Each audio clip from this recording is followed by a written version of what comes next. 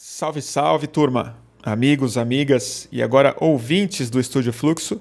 Aqui quem fala é Bruno Torturra e a seguir o piloto, ou o começo de um experimento que, se tudo der certo, vira o podcast regular do nosso modesto veículo. O nome desse projeto é Disfluência, o podcast do Fluxo. Disfluência primeiro por conta da condição gaga do âncora que vos fala. Mas depois, porque o cenário que a gente pretende analisar nessa série é bastante disfluente, bastante arriscado, muito instável, que é o cenário eleitoral daqui até outubro. E é sobre esses riscos, sobre esse percurso muito tortuoso e como caminhar sobre ele de maneira lúcida e estratégica que eu pretendo conversar com minhas convidadas e meus convidados nos próximos tempos. E o meu primeiro convidado, joga em casa aqui no Estúdio Fluxo, é o meu querido amigo, advogado, militante do direito à defesa no Brasil e hoje pré-candidato a uma vaga de deputado federal pelo PSB, Augusto de Arruda Botelho. E na próxima hora e 15 a gente fala sobre muita coisa. Sobre os motivos que levaram Augusto a se decidir como pré-candidato, a gente fala sobre o cenário político que ele pretende encontrar caso ele se eleja, mas a gente parte de um ponto que eu acho central e que certamente voltará muitas vezes nesse podcast. O muito provável não reconhecimento do resultado eleitoral por parte de Bolsonaro caso ele perca essas eleições. E todo mundo sabe disso, todo mundo está esperando que o Bolsonaro faça isso, mas eu sinto que o nosso campo não tem muita ideia do que fazer no dia seguinte. E eu quis saber do Augusto o que ele acha. O que ele acha, o que a lei diz, o que ele acredita que o TSE, que o STF, quais instrumentos o direito oferece para que a democracia brasileira não seja completamente erodida a partir do Palácio do Planalto e seus apoiadores. Então, acho que é isso, sem mais delongas. Espero que vocês gostem desse piloto. Espero que essa série siga firme nos próximos meses. Com vocês, Disfluência, com Augusto de Arruda Botelho. E aí, Augusto? E aí? Quer começar por onde? O que você conta, hein? Se eu conto, o dia foi muito bom hoje. Esfriou em São Paulo. Esfriou, né? Esfriou em São Paulo. Mas tá resfriado? Não, tô bem. Não peguei, não. Tô super bem, graças a Deus, não tive nada.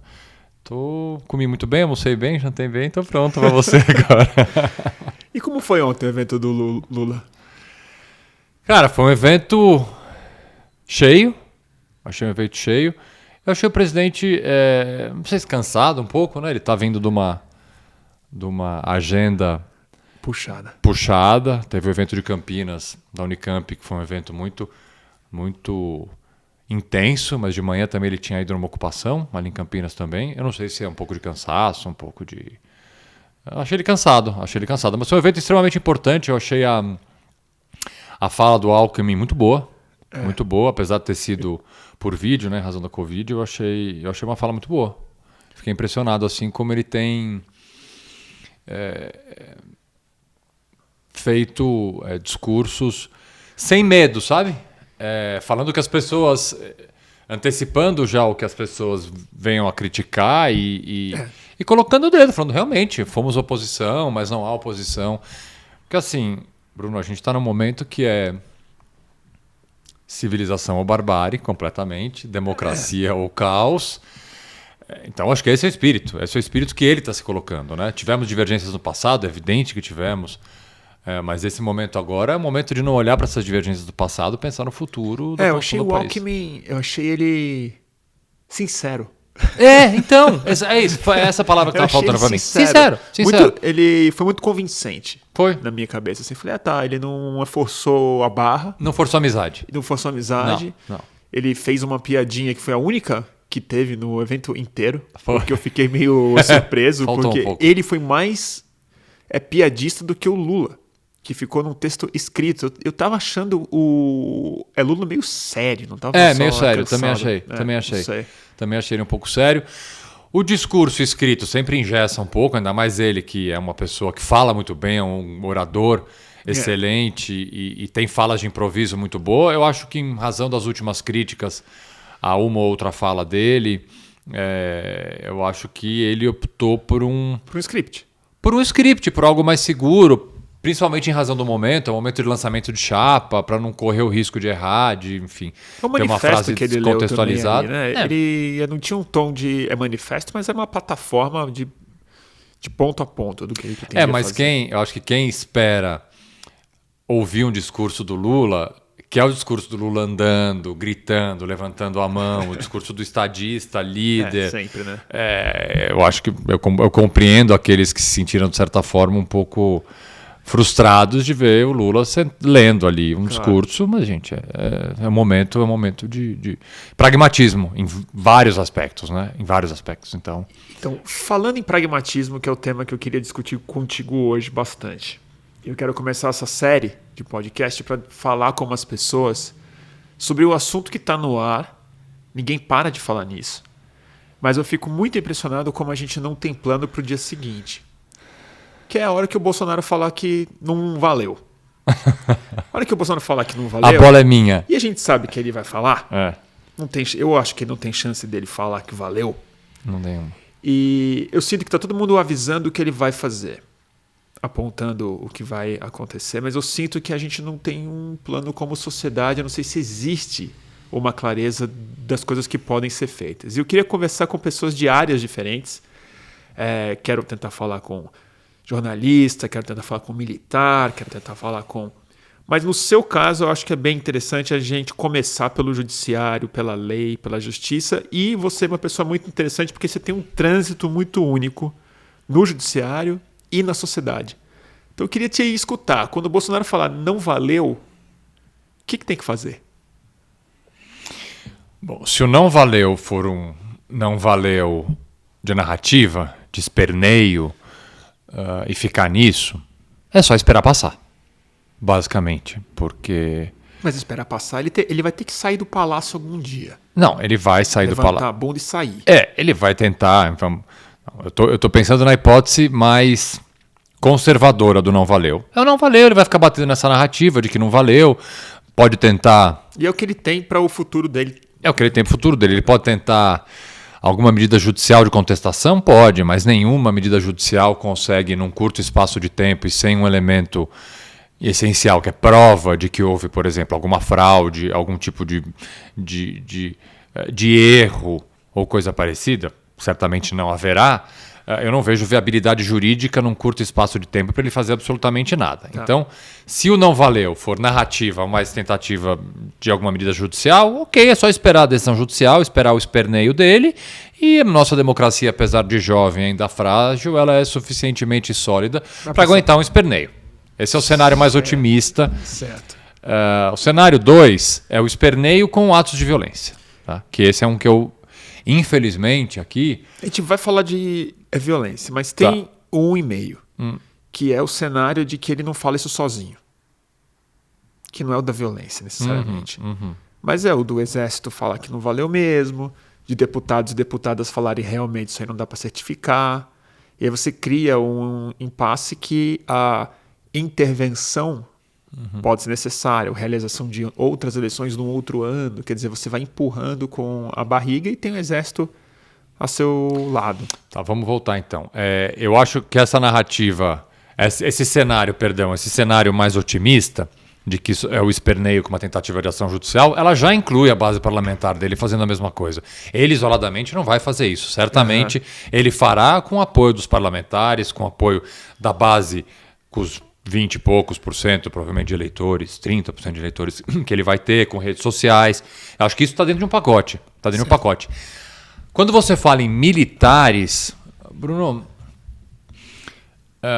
tem uma coisa que eu acho que militar não vai fazer, é entrar numa bola dividida em que essa bola dividida seja claramente prejudicial. E vamos imaginar, Palmeiras, desculpa, eu sou palmeirense, vou puxar a sardinha pro meu lado, Palmeiras na fase Parmalat ou na atual fase, jogando com, sei lá, com o Avaí, me desculpe, torcedores do Avaí, mas só para fazer uma comparação. Os militares, eu não vejo como eles embarcarem numa narrativa dessa se não tiver algo mais do que simplesmente um esperneio do Bolsonaro.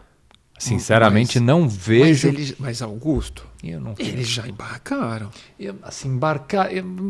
A reserva? Não, eles não Os militares que estão vendo Pantanal de pijama?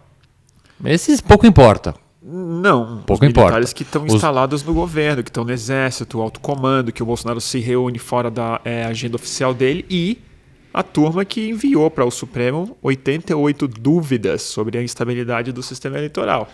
Eu quero acreditar que sem algo concreto que possa sugerir qualquer tipo de fraude, erro ou vamos imaginar aqui uma hipótese mais persecutória, algum tipo de ação hacker em urna, qualquer coisa ser assim, sem algo concreto, não vejo militares embarcando simplesmente numa narrativa vazia do governo. Porque a narrativa de que não valeu essa eleição, houve fraude, como assim? Minha avó em Capimbora de Bom Jesus votou em mim, o voto dela não foi computado. Essa narrativa completamente frívola, sem absolutamente nada. Vai ter mas nessa eu vejo com muita dificuldade qualquer militar da ativa, qualquer poder que tenha efetivamente força. Óbvio que você pode ter clubes militares espalhados, você pode ter policiais militares, aí sim da ativa, mas eu não vejo como instituição, volto a dizer, sem algo mais concreto, se for só narrativa. Agora, se você tem o que eu acho, não vejo probabilidade quase nenhuma de acontecer, algo concreto que você possa segurar para colocar em dúvida a legitimidade de uma eleição. Cara, a gente tem eleições com urnas eletrônicas há anos, sem qualquer dúvida, a não ser... A gente sabe disso. É que a gente sabe também que os caras vivem no Brasil paralelo, né? Eles e a produtora.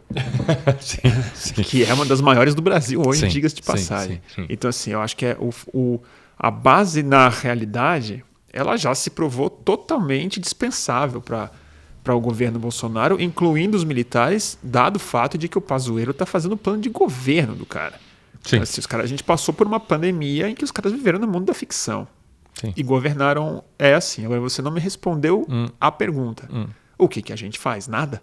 Você acha que vai passar só com a força das nossas instituições que não conseguiram assim, fazer com que o Silveira tivesse com uma tornozeleira no pé? Não, acho que fazer nada, a gente está dando um pulo muito grande. Não, é óbvio que se manter firme na defesa das instituições, na defesa do resultado de uma eleição. Agora, pragmaticamente, o que você sugere? O que eu poderia pensar? Ir para a rua? Novamente, manifestações? Entendi. Acho que sim. Não, isso a gente vai fazer. Acho que certamente. Mas eu tô perguntando para o jurista. Não tem nenhuma medida, não tem nenhuma vacina, vamos falar. Eu não consigo ver. A democracia não tem esses dispositivos, né? Porque vacina, se você pode, do ponto de vista jurídico, como é que se antecipa uma construção de uma narrativa translocada de que houve fraude na eleição? Se antecipar, a bem da verdade, você dá alimentos e você dá munição para uma construção que ela virá do nada. Ela virá do nada. Essa construção ela não virá de algo concreto. Volto a dizer, para mim não tem como ter algo concreto que consiga sustentar uma narrativa de que houve fraude, algum tipo de fraude. Então, qualquer medida que se antecipe a isso de certa forma, dar munição para essa narrativa, volto a dizer, sem pé nem cabeça. Agora. Mas você não acha que não é mais uma questão de vacina? Ou é uma vacina em uma pandemia já? Porque assim, o golpe ele está sendo dado. Um golpe não é uma invenção no dia seguinte de uma eleição que não é aceita. Ele é uma construção longa e difícil e a gente está vendo ela ser construída a céu aberto. Sim. E assim, essas vacinas já não poderiam estar sendo aplicadas ou elas não existem ainda? Ou elas estão em fase de testes? Vamos lá, que analogia boa. Eu acho que explicitamente nós não estamos vendo nada acontecer, mas tenha certeza que nos bastidores muita coisa está acontecendo. Tá. Com certeza.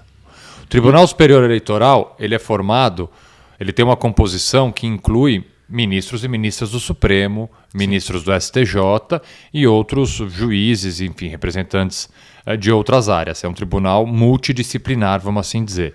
esse tribunal já está montado, ele é formado por pessoas extremamente capazes, que com certeza já estão se preparando e efetivamente estão para vários ataques que a eleição pode sofrer. Vamos começar pensando em fake news, por exemplo. O TSE tem campanhas diárias para combate a fake news, para a questão de disparo em massa. Então, isso já é a preparação de uma eleição que vai acontecer em outubro. E tenho certeza que há uma preparação que ela não é explícita para qualquer contestação da legitimidade do resultado de uma eleição. Okay. Porque, como você bem disse, o Bolsonaro está avisando do que ele vai fazer. Nunca nunca não, né? É um pouco demais.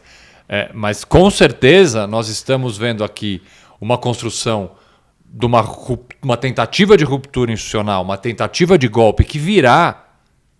Não estou dizendo golpe no sentido... A eleição ela não vai ser aceita. Ela não vai ser aceita porque ele vai perder, ele vai falar que essa eleição não valeu, ele já está falando isso desde agora. Ele falou que ele foi eleito, teve fraude. Então, ele está falando isso desde agora. Mas eu tenho mais do que esperança, eu tenho certeza de que as instituições, principalmente o judiciário, ouvem isso diariamente e estão se preparando sim, criando internamente vacinas para coibir qualquer tipo de ação que passe simplesmente de uma narrativa superficial, sem prova nenhuma, ainda que seja com apoio de parlamentares da base do presidente, ainda que seja com pessoas na rua, ainda que seja com pedaços pequenos das Forças Armadas, pedaços pequenos das polícias militares. Sim, assim, isso está sendo avisado. Tá. Isso está sendo avisado diariamente. Então, nós aqui, como cidadãos, homens comuns que estamos aqui, mas ao mesmo tempo vozes ativas, militantes nas áreas que a gente milita, o que a gente tem que fazer é ficar atento e forte, sabendo que a gente vai ter que ir para a rua, sabendo que a gente vai ter que brigar pela nossa democracia, brigar pela escolha do voto, brigar pela representatividade do voto de cada pessoa, de cada cidadão, mas eu não vejo muito mais do que fazer nós aqui nesse momento. Agora, pensando no judiciário, esse com certeza está se preparando. Com certeza está se preparando, com certeza. Agora, ele está se preparando, tudo bem, mas o Bolsonaro, ele já cometeu, sei lá eu quantos crimes. Vários. E só nessa questão do golpe, de não reconhecer, ele já está cometendo outros agora, independente da pandemia, uma rachadinha, corrupção. Só nessa situação eu já consigo imaginar. Ele está cometendo crimes? De fazer o que ele está fazendo? Sim, crimes de responsabilidade ele comete diariamente. De falar que teve fraude. Diariamente. Isso você considera diariamente. Crime? Tá. E o que você acha que fez dele um cidadão inimputável? Vamos lá. Porque parece que ele é a única pessoa no país que está liberado para cometer crime. Está liberado. Assim, suspeita de assassinato, não vou nem entrar nessa, mas é que nem o Donald Trump fala. Se ele atropelar uma pessoa na Paulista, as pessoas vão entender que é isso que ele vai fazer e tudo bem. Bom, dois fatores. Primeiro, um controle do Congresso com uma compra do Centrão. Então, assim, para crime de responsabilidade, você precisa da autorização do Congresso, você precisa, na verdade, de uma movimentação inicial do presidente, né? Presidente da Câmara dos Deputados, que não vai fazer, Sim. que já não fez essa movimentação e não vai fazer, ainda mais Sim, agora, faltando 6 meses de eleição. Isso esquece. Eu entendo. Tem o Aras, tem a blindagem que ele montou. Sim. Mas e assim, o Silveira não mantém uma tornozeleira no pé. Ele está cometendo... A Zambelli não tem um processo em cima dela.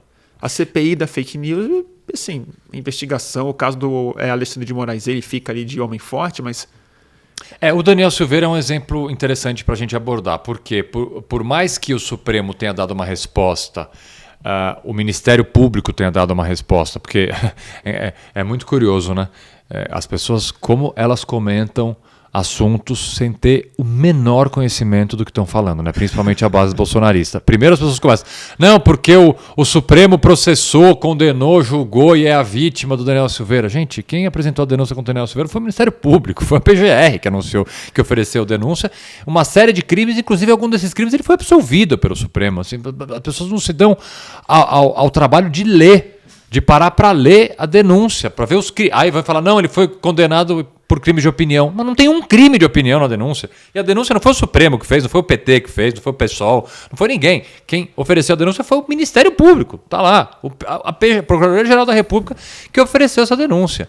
Então, não tem como você sustentar certas narrativas que vão sendo construídas diariamente. Então eu vejo assim, nós conseguimos ver, no caso do Daniel Silveira, algo que eu imaginei que a gente não fosse ver, que é o Ministério Público Federal, pela PGR, se manifestando, oferecendo uma denúncia criminal, o Supremo julgando de forma muito rápida e quase que a unanimidade condenando. Vamos lembrar que foram 10 votos a 1. Sim. Sim. É muito Até o mais, Mendonça foi junto. muito mais do que a maioria. E uma pena e uma acusação correta. E eu me sinto muito confortável para falar isso. Você achou justo? Achei totalmente. Eu não conheço ninguém mais garantista do que totalmente. você. Tanto que, assim, por que eu me sinto totalmente confortável de falar isso? Porque eu fui contra a prisão em flagrante dele. Eu falei publicamente, apanhei do campo progressista, apanhei de um monte de gente, apanhei de advogados, você juristas. A prisão do Crivella, do Temer, cara, todo mundo. Pra mim, quando tá errado, se tá errado, pra mim não tem, assim, eu não vou escolher lado. A minha análise é técnica, a minha análise não pode ser a análise que a maioria das pessoas o faz. Moro achou exagerado. Mas o Moro já não é mais uma pessoa, enfim, o Moro já está em outro departamento. Ele nem juiz é, então deixa pra lá. Síndico. Com todo respeito aos síndicos. Ele, voltando aqui ao Daniel Silveira, eu me posicionei na época contrário à prisão em flagrante dele. Eu achei que a prisão dele foi ilegal. E eu continuo achando a prisão dele ilegal em flagrante lá atrás. Depois outras coisas foram acontecendo. Hoje eu entendo que a denúncia oferecida e a condenação, ela é justa. As pessoas, por exemplo, não sabem. Vou contar. Ele foi condenado a pena mínima. Que absurdo! Ele foi condenado a 8 anos e 9 meses. Não, que são vários crimes. Mas ele foi condenado, por exemplo, com ação no curso do processo, ele foi condenado por 3 vezes. A pena é de 1 a 4 a pena. Ele tomou a pena mínima de 1 ano. Aumentou um pouquinho a pena mínima, deu 1 ano e 3, 1 ano e 4 meses. Depois, o artigo 359, que é o artigo da Lei de Defesa do Estado Democrático de Direito, que a pena mínima é de 4 anos. Ele foi condenado a 4 anos. E pouquinho, 4 anos e 2, 3 meses. Ou seja, todas as condenações na pena mínima. E saiu barato pra ele. Então, e as pessoas, meu Deus, a condenação dele é próxima da condenação de alguém que matou alguém. Cara, ele foi condenado à pena mínima dos crimes que ele foi processado. E detalhe, ele foi absolvido de alguns crimes. O Ministério Público denunciou ele em outros crimes e ele foi absolvido. Ou seja, saiu barato para ele. Um processo totalmente normal. E por que Só que agora, por que eu estou fazendo essa construção? Porque nós chegamos num ponto que eu achei que não chegaríamos. O cara tem de comício, Augusto. Agora me causa bastante estranheza a postura do Supremo diante do desrespeito flagrante dele ao uso da tornozeleira, à condenação, a tudo. Porque mesmo a graça ilegal que o Bolsonaro concedeu a ele estar valendo, ela não atinge os efeitos da condenação, número 1. E número 2, como não transitou, vai ficar um pouco juridiquês aqui, mas depois eu tento explicar melhor se ficar alguma coisa não clara. Como a condenação dele não transitou em julgado, ou seja, ainda tem recursos que ele pode apresentar, as medidas cautelares alternativas à prisão, tornozeleira eletrônica é uma delas, continuam valendo. Então não tem justificativa. Por exemplo, ele se recusou a colocar a tornozeleira eletrônica semana passada, dizendo que o presidente deu a graça para ele, portanto a condenação não está valendo. Ok, a condenação não pode não estar valendo, porque realmente a graça ainda não teve nenhum julgamento no Supremo. Mas as medidas cautelares alternativas à prisão, a tornozeleira eletrônica, por exemplo... que ele não está de tornozeleira? Então, porque ele está cometendo um outro crime de desobediência. Então, mas por que não tem a polícia batendo na casa dele? Essa realmente... Alguém mandou a polícia? Não. Não. O Supremo está intimidado? Tá, nesse aspecto específico, acho que houve ali uma ponderação ali do Supremo. Gente, já condenamos o cara. Agora vamos... A gente não está no império da lei mesmo, Não, né? não está, porque para mim isso é casuísta. Então, assim, tá todo mundo na política, certo? Para mim tá errado. Tá todo mundo na política. Tá todo mundo... Exatamente. Isso tá, essa decisão específica de não fazer nada em relação à tornozeleira eletrônica é uma decisão política, ela não é jurídica. Exatamente. Você dá uma multa de 400 e sei lá quantos mil reais pro cara, ok, também tá dentro do jogo processual, mas assim, vou dar experiência de dezenas de processos que eu tenho no escritório de réus que usam tornozeleira eletrônica. Eu tenho uma história um pouco engraçada, mas enfim. Eu tive uma cliente há muitos anos atrás que ela caiu na piscina com a tornozeleira. Caiu mesmo, tropeçou. Certo. Tropeçou de fato, ela tropeçou, ela tinha uma piscina na casa dela, ela era obrigada a ficar com a tornozeleira dentro de casa. Resistente. E banho, como é que faz? Bom, você pode tirar, né? A tornozeleira tira para tomar banho. Você tira. Ela é como se fosse um celular que você carrega, né? Ele tem que carregar na tomada. É um aparelhinho assim. Tá, você claro, pode. Você pode tirar, você não tem que ficar do lado da tomada carregando, né? Dorme do lado da tomada carregando. Você pode tirar um módulo dela para carregar. Mas o fato é que ela caiu na piscina. E as imagens, a casa dela tinha câmera, as imagens você vê, ela estava passando e tropeçou e caiu na piscina. Certo. Cara, como é que a gente ficou sabendo? Porque em, sei lá, meia hora, 40 minutos, na central de monitoramento ali da tornozeleira, apita um negócio falando, desligou, tá acontecendo alguma coisa. Aí já, ou seja, se a gente não tivesse corrido no juiz, explicar, isso no mesmo dia a gente teve que fazer, desesperadamente, pega as imagens da câmera, manda um advogado no fórum, vai despachar com o juiz, mostra que caiu na... Pô, a gente teve que fazer isso em uma tarde para não correr o risco dela ser presa, porque ela de fato seria. Então chama muita atenção esse desrespeito completo por parte do Daniel Silveira sem nenhum tipo de medida mais efetiva. A multa, ok, mas assim, o que deveria acontecer do ponto de vista técnico? A prisão dele. A tornozeleira eletrônica é uma medida cautelar alternativa à prisão. Você tem que respeitar. Se você desrespeitar, a prisão. Acabou. Então isso é o que eu estava interessado em escutar de você. Assim. Então o judiciário já está fazendo umas contas completamente fora do que manda o Não, mas vamos lá, sempre fez, né? O judiciário, ainda mais nos últimos anos, ele é um poder, principalmente os tribunais superiores, o Supremo mais ainda, um poder que tem claro, tem um peso político. Um peso político gigantesco. Mas, assim, ele está fazendo essa conta numa clara afronta ao Supremo. Que talvez seja uma coisa que eu, pelo menos, nunca vi. Eles podem fazer conta se vai prender um cara ali ou não, se aceita o impeachment ou não, essas coisas todas que eu entendo que tem uma outra dimensão que eles têm que fazer conta. Agora, é uma afronta ao judiciário e ao ministro do Supremo. É um crime de desobediência, é tudo isso, e é uma afronta. E é isso que eu estou falando. Isso eu acho, o central no golpe do Bolsonaro. E não é uma questão que tem a ver com fraude, com materialidade, com nada disso. É assim, essas instituições não mandam mais que eu. E vou além, né? Vamos voltar para a questão da graça que ele concedeu. Para mim, está muito evidente que ele optou por essa estratégia pensando já lá na frente, no momento em que o Supremo cassar a graça que ele concedeu para o Daniel Silveira. Com certeza. Sim, está preparado já. Ele falou, olha, eu vou fazer isso e vou escrever o texto. Ele quer dizer, vou escrever muito, né? Vou mandar alguém escrever o texto para mim desse jeito, porque eu sei que isso vai ser feito dessa forma, porque o Supremo em algum momento vai cassar isso e eu vou poder usar na minha construção e na minha narrativa. Eu não posso governar, sabe? Eu não posso... As minhas prerrogativas estão sendo completamente cerceadas. Não me deixaram governar. Não me deixaram governar, porque assim, de fato, vamos lá. É prerrogativa exclusiva do presidente conceder graça ou indulto para uma pessoa. Isso, assim, ninguém discute. É prerrogativa dele. Tanto que quando houve o indulto do Temer, e depois houve a discussão do indulto do Temer, se o indulto podia ou não, através do IDDD, nós entramos no recurso do Supremo como amicus curiae dizendo não. O indulto é uma prerrogativa do presidente. Ninguém pode mexer. Só que você pode ter um controle de constitucionalidade e de legalidade disso daí.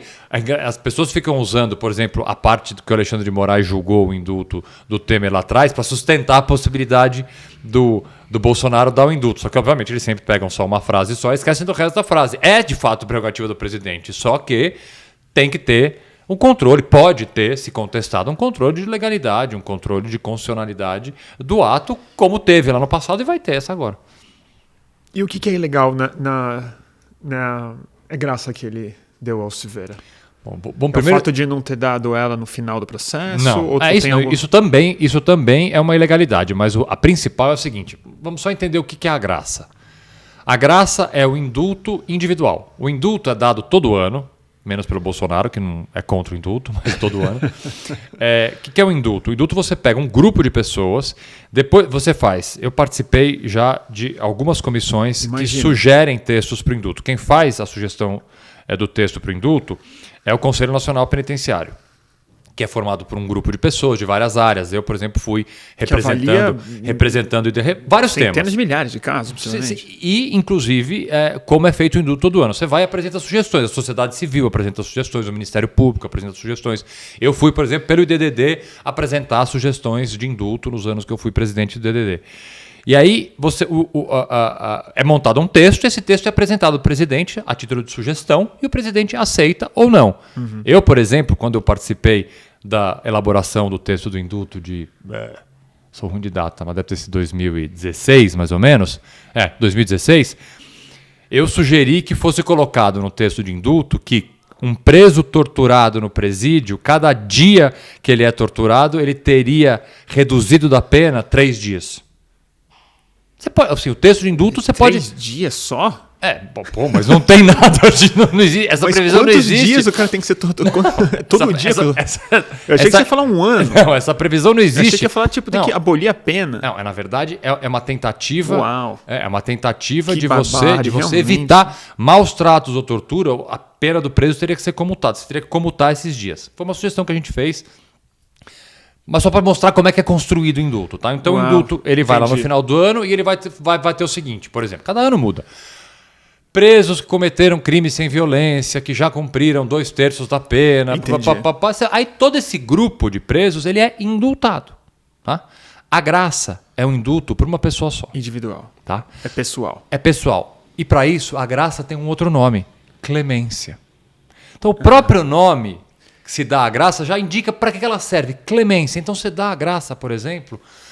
Um cara de 89 anos pode que ser, vai morrer. Isso também pode ser indulto humanitário, porque dentro do indulto tem o indulto humanitário. Presos com doenças... Vou me dar um exemplo mais clássico. Não tem, porque nunca existiu. Nenhum presidente deu graça para ninguém. Não tem. Não tem? Não tem. É um direito que eles não usam. É uma prerrogativa não... Você joga isso no indulto, entendeu? Porque claramente pega muito mal você fazer uma coisa extremamente pessoal, assim. Então, pessoal, tem esse cara aqui que eu quero... Quando o Bolsonaro deu a graça, alguns estudiosos do direito levantaram lá que o Juscelino deu a graça para alguém, mas assim, depois da Constituição de 88 não tem. Nenhum presidente concedeu graça a ninguém. Mas pode, de fato pode. E o Bolsonaro ele poderia falar o seguinte, olha... O caso do Daniel Silveira é um crime praticado sem violência. Vamos imaginar uma hipótese aqui. Não é, tá? É um crime praticado sem violência. Causou muita comoção no país. Piriri pororó. Vou considerar graça para ele. Ok. Aonde que está a ilegalidade da graça concedida? Ele discordou da sentença. Exatamente. O Bolsonaro se colocou como uma instância revisora ao Supremo Tribunal. Exato. Quando você vai ler por que ele dá a graça... acima do Supremo, que é Supremo. Ele fala o seguinte... O Daniel Silveira tem imunidade parlamentar e o Daniel Silveira cometeu um crime de opinião. Esses argumentos estão no voto. O Supremo já rechaçou. Não, ele não está sob a imunidade parlamentar por isso. E não é um crime de opinião por isso. Ele se colocou acima do Supremo. É uma instância a mais. Ele criou uma instância Bolsonaro. Então as instâncias são agora essa Supremo e Bolsonaro. Não é. O Supremo, a graça ou o indulto não serve como uma revisão de uma sentença. Você já reparou o tanto que o Bolsonaro, isso é uma coisa que eu já reparei, o tanto que ele fala que ele é Supremo... em várias situações, que ele é o líder supremo do exército, que é o líder supremo da nação. Ele fala muitas vezes. Ele usa isso. Supremo. É muito doido. Então ele não deve admitir que os caras têm o nome de Supremo e ele só de presidente executivo. Que o cara é do poder executivo e os caras são supremos, né? Tem uma autoridade de uma caneta poderosa real, mesmo que ele não tem. Que é de prender gente, que é o sonho dele. É isso. Eu acho que é bem por aí. Mas é bem preocupante e você segue não me respondendo. Você falou que o Supremo, que o TSE, eles têm um plano, eles têm vacina, eles estão trabalhando. Você sabe algo que eles estão fazendo ou você só ouviu falar ou você está supondo? Eu estou supondo. Tá. Tô supondo. Eu não sei de nada concreto, mas ele, assim... Por conhecer vários membros dos tribunais eleitorais, eu conheço pessoalmente e sei do quanto eles estão atentos à necessidade de sustentar a democracia, de sustentar a validade de uma eleição, tenho certeza que há medidas, medidas concretas, como eu te disse, eu não vejo... É porque a gente não tem esse manual, né? Não tem, É. não tem. Isso é uma coisa que a gente sempre fala. No Greg News a gente falou, eu falo no boletim, em todo livro que fala sobre o colapso da democracia, eles falam isso. As regras não escritas são as que sustentam a democracia, né? Reserva institucional. Eu vou te falar uma coisa curiosa. Tem uma crítica à questão do Daniel Silveira, sem querer voltar no assunto dele, mas o assunto dele ele é muito representativo hoje. Da crítica que as pessoas fazem, que é a seguinte: pô, como um tribunal que é vítima pode ser também o mesmo tribunal que julga. Sim. Eu consigo entender essa contradição. Só que assim, o legislador não consegue imaginar o absurdo. Assim, House of Cards não tem roteirista, né? Assim, a partir do momento em que um deputado federal ele tem foro por prerrogativa de função, e esse foro é o Supremo, e o Supremo também é a vítima do crime dele, a gente vai criar aqui um tribunal de exceção específico, um tribunal só para julgar esse caso? Não tem como. Tem o tribunal militar, né, não Augusto, pode, o superior. Não pode ser casuísta, assim. É que, assim, realmente o legislador brasileiro não conseguiu imaginar que a gente tivesse que julgar um deputado federal que ameaça o Supremo Tribunal Federal. Então, assim... isso no Brasil precisava ser bem imaginado, né? Porque, mas assim, não deu. Acontece periodicamente. Né? Não deu. Não conseguimos. O legislador não foi assim tão longe para conseguir montar essa... O pessoal em 88 estava muito otimista. Tava. Muito otimista. Você vê a Constituição, é uma maravilha, né? Beleza de Constituição. O pessoal estava bem excitado com o fim da ditadura militar. Esqueceram de pegar os generais. Esqueceram de prender o Heleno. Agora, deixa eu te perguntar uma outra coisa. Você falou, a sociedade tem que ir para a rua, a gente se mobiliza, a gente denuncia. Tem um outro setor da sociedade que acha que você também tem um certo trânsito e que eu acho que está extremamente calado, cínico, não se movimenta, mas eu não percebo isso, que é a elite brasileira econômica. Assim, o pessoal está olhando a paisagem, né? Totalmente. Olhando a paisagem. Totalmente. E eu acho que uma análise que eu não vejo muito dita nos editoriais que finalmente estão chocados com o golpismo do Bolsonaro. Tipo, tem gente que está avisando já faz tempo, mas hoje parece que é unânime. Editorialista do Estadão, Sim. todo colunista da Folha de São Paulo. O último editorial do Estadão que tratou do tema é bom. Tratou do tema é muito bom. Mas assim, qualquer colunista está falando, o golpe está sendo dado em alguma medida, vai rolar, precisamos avisar. Ok. Agora, a gente ainda está na crítica da democracia, falando assim, olha, é a democracia que está ameaçada, a Carta de 88, o Lula é um democrata, o outro não é, veja bem e tal.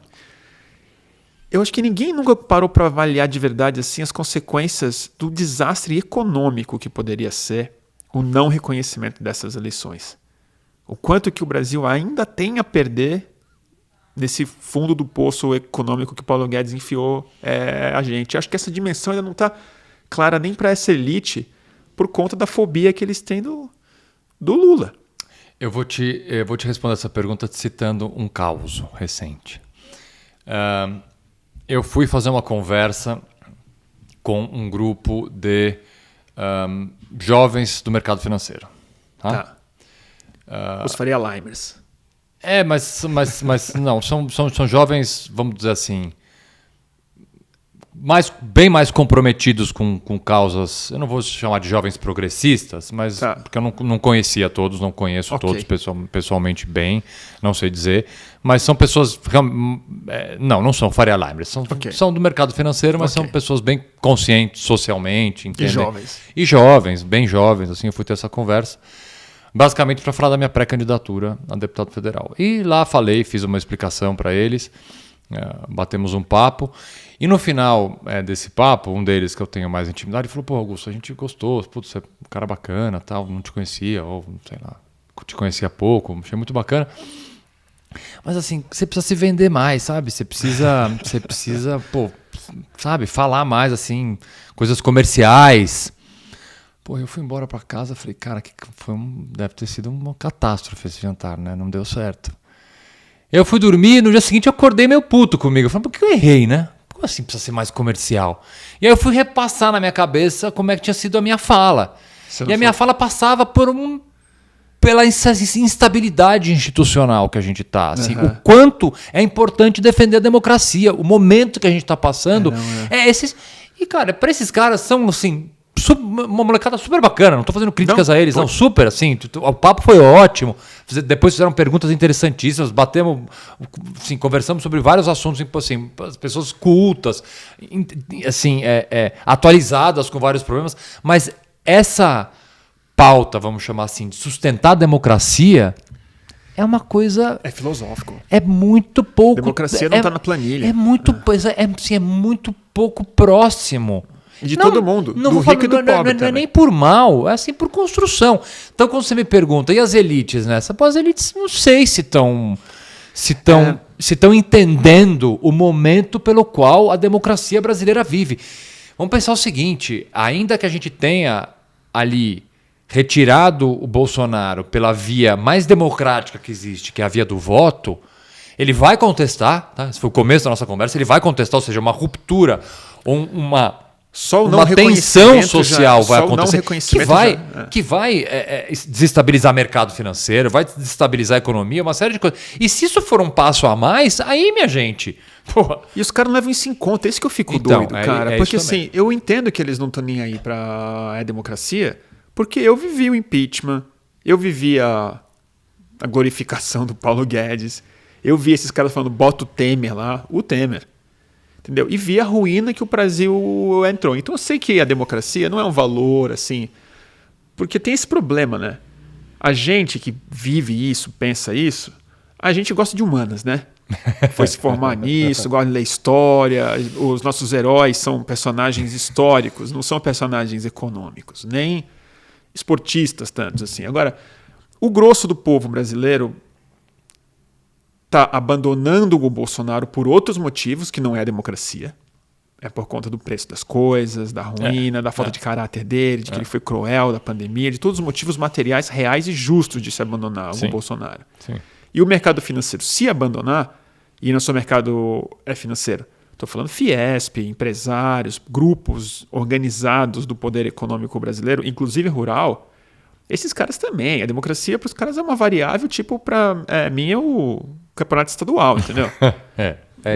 Isso é preocupante.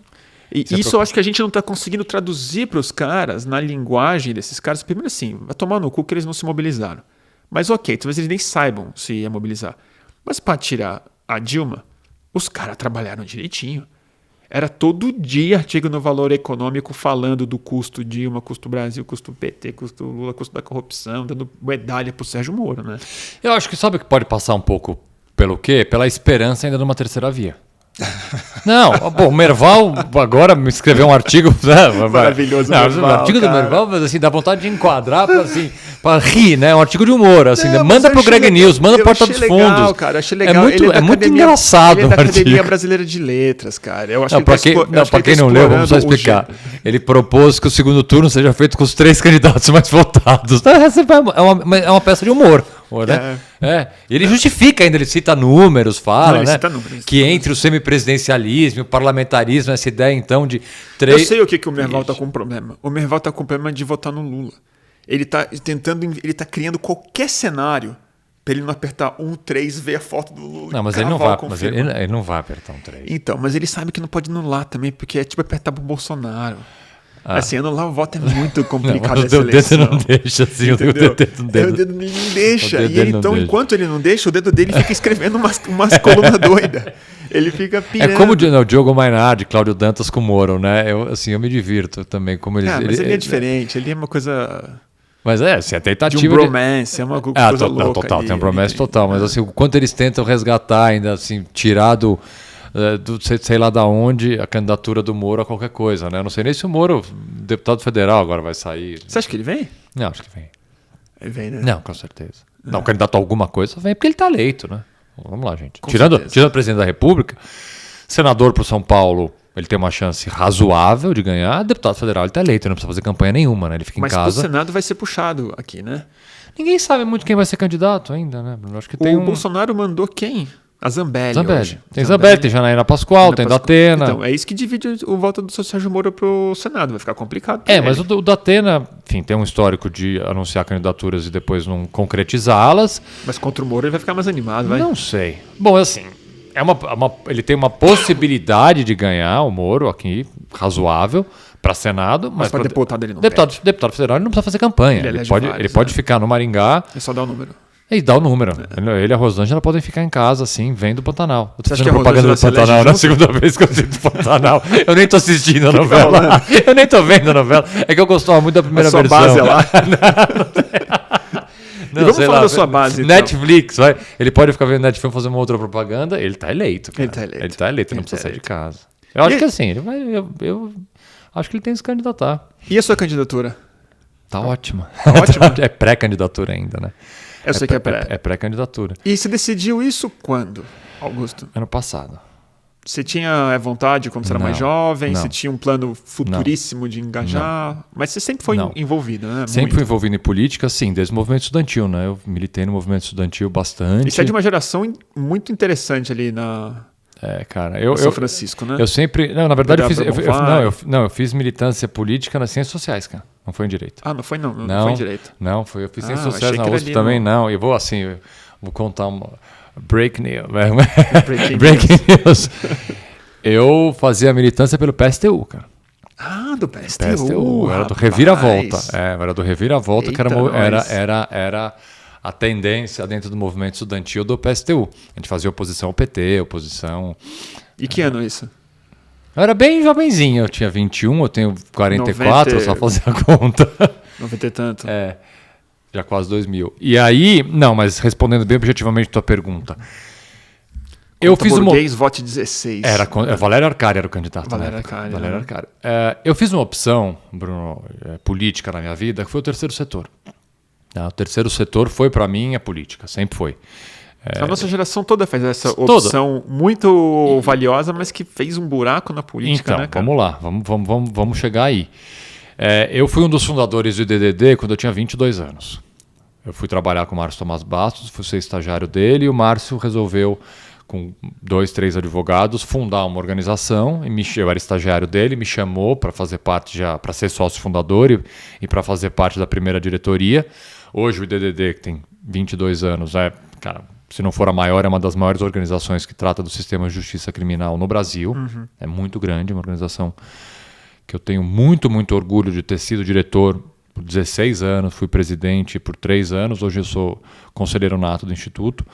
E ali, cara, sim, eu fui um ator público de mudanças, mas muito importantes no sistema de justiça, no sistema penitenciário e uma série de coisas. Então, assim, eu já fazia política, audiência de custódia. Audiência de custódia, por exemplo. Isso foi um trabalho feito no IDDD. Na minha presidência. Eu passei 3 anos me dedicando a implantar a audiência de custódia no Brasil e conseguimos, cara. Explica o que é isso, rapidamente. A audiência de custódia é o seguinte, uma pessoa presa em flagrante, antes da existência da audiência de custódia, ela era presa em flagrante e ela ia ver um juiz pela primeira vez 3, 4 meses depois de ele ter sido preso. O Brasil, ele é signatário do Pacto de São José da Costa Rica, que no pacto você diz que o preso tem que ser levado na frente de um juiz assim que é possível, tá? Todos os países signatários do pacto e todas as grandes democracias do mundo têm audiência de custódia, que é justamente isso. Você leva o preso em até 24 horas, alguns países 48, no máximo 72 horas. Você prende uma pessoa em flagrante, você tem que levar ela na frente de um juiz. Para 2 coisas. Primeiro, para que esse juiz avalie a necessidade de manter essa pessoa presa durante o processo. Você pode colocar em liberdade, ele responde em liberdade. Então, veja bem, a audiência de custódia não é para absolver nem para condenar ninguém. Que a gente vê sempre no filme, né? Para ver a necessidade ou não, exatamente. Se pode colocar uma tornozeleira eletrônica, se pode fiança. E número 2, que é um ponto extremamente importante, para verificar a possível existência de maus tratos ou tortura durante a abordagem policial. Que no Brasil... Assim, a audiência de custódia ela é principalmente criada para isso, para que a gente consiga identificar num curtíssimo espaço de tempo se uma pessoa foi torturada ou maltratada durante a abordagem policial. Então, por isso que a audiência de custódia, por exemplo, não pode ser feita pela televisão, por videoconferência. A gente tem uma campanha do DDD que tortura não se vê pela TV. Porque a audiência de custódia tem que ser ao vivo. O preso tem que olhar para o juiz tem que olhar para o preso para ver ali a marca de tortura, a marca de maus tratos na perna do preso, nas costas do preso. Não dá para fazer isso pela televisão. E tem que ser rápido. Tem que ser rápido. Então a audiência de custódia é isso. E não existia na lei. Nós trabalhamos um projeto de lei e tentamos a aprovação desse projeto de lei e não conseguimos por tanta oposição da Polícia Federal, de parte do Judiciário. E aí qual foi a saída? Com base no Pacto do São José da Costa Rica, nós criamos projetos piloto de audiência de custódia em todos os estados. Começou aqui em São Paulo, o primeiro projeto piloto que nós fizemos foi aqui no estado de São Paulo, e aí depois todos os estados do Brasil começaram a fazer os projetos piloto, e o IDDD foi parceiro do CNJ e do Supremo para implantar as audiências de custódia em cada estado. Então eu pessoalmente viajei, eu fui para uns 10 estados, outros diretores do IDDD na época foram para alguns outros, mas o IDDD acompanhou a implantação de cada projeto piloto de audiência de custódia no Brasil inteiro. Isso foi um trabalho nosso, assim, eu me orgulho muito de ter participado. Então, eu sempre me senti, respondendo a tua pergunta agora de forma mais objetiva, um político através do terceiro setor. A gente conseguiu muita coisa dentro das áreas que eu trabalhava, que eu militava.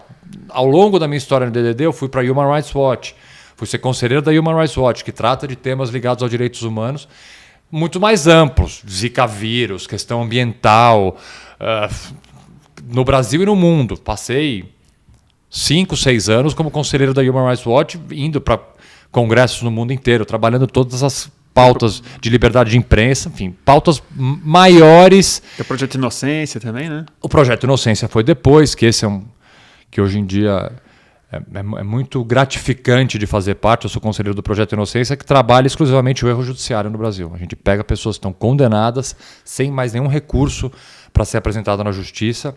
A gente pega o caso com uma lupa, analisa o caso inteiro e verifica se há ali alguma possibilidade de erro judiciário. E aí a gente vai lá e tenta mais um recurso que chama revisão criminal e para refazer esse erro judiciário. Temos colocado em liberdade várias pessoas que estão esquecidas nas casas. Esquecidas. Esse estava completamente esquecido, sem advogado, sem nada. Largado ali, com a pena para cumprir, e a gente vai lá e acha o caso. Então, assim, eu estava numa zona de conforto, vamos dizer assim. Escritório funcionando funcionando, família uma maravilha, fazendo tudo o que eu gostaria de fazer e acho importante, e conseguindo fazer no terceiro setor. Só que ano passado, assim, eu fiquei com medo, cara. Assim, para mim tem um momento muito específico do ano passado que me virou essa chave. Foi setembro do ano passado, cara. Que a gente foi dormir ali, todo mundo, você e eu. 7 de setembro, cara. Eu fui dormir dia 5, 6 de setembro com medo. Com medo, cara. Com medo de acordar no dia seguinte. Eu não dormi. Eu fiquei vendo as lives. Eu fiquei com medo de acordar no dia seguinte. Cara, tem um golpe, cara. Ter gente na rua, ter tanque, pessoas invadindo o Supremo, invadindo o Congresso. Fiquei com medo físico por mim, porque eu sou um cara, obviamente, que me posiciono publicamente. Participei de um programa de televisão na CNN e tal. Então, assim, sou um cara que é conhecido publicamente pelas posições que eu tenho contra o governo. Cara, medo pelos meus filhos, medo pela minha família, medo, assim, mas principalmente um medo pelo Brasil, cara, pela democracia. Eu falei, cara, o que vai acontecer com esse país amanhã? E assim, como você, eu consegui dormir um pouco, porque eu acho que eu tomei um Patson, um Ribotril, sei lá o que eu tomei para dormir. Mas eu acordei no dia seguinte, eu saí correndo, cara, para pegar o celular e falar, bicho, e aí? O que a gente vai fazer? A democracia ainda existe? Ou invadiram só aqui nas últimas 3 horas? Cara, esse medo se transformou em coragem mesmo, sabe? Assim, a coragem que eu precisava para sair de uma zona de conforto. Sair de uma zona de conforto e falar, eu preciso dar um passo a mais. Assim, foi incrível esses 22 anos de terceiro setor. Tive vitórias incríveis, tive várias derrotas também, cara. Várias coisas a gente não conseguiu implementar, várias coisas. E você foi chamado, você foi atrás? Não, fui atrás. As pessoas não te sondaram antes? Porque você estava se tornando uma pessoa bem mais pública nos últimos 2 anos. Cara, eu sempre convivi com políticos e partidos políticos. Eu advoguei para muitos partidos, para políticos de campos ideológicos diferentes. Então, assim, eu tenho vários amigos políticos. Não, e você me conta essas coisas, eu fico chocado, que você conversa com todo mundo, basicamente, que não é fascista. Não, fascista. Obrigado. Eu já parei de conversar faz tempo. Mas assim, e aí, cara, realmente foi uma virada de chave de falar, cara, preciso dar um passo a mais. E esse passo a mais é entrar pra política, cara. Entrar pra política, principalmente por acreditar que a gente vai tirar o Bolsonaro em 2022. Né? A gente vai tirar o Bolsonaro. Só que o Bolsonaro sai e o bolsonarismo fica. Fica bem. O bolsonarismo fica. Com um detalhe, agora a gente tem o lavajatismo chegando. Então precisa-se de uma renovação. O lavajatismo vai se eleger. Vai se eleger. O Deltan está eleito e o Moro estão eleitos, gente.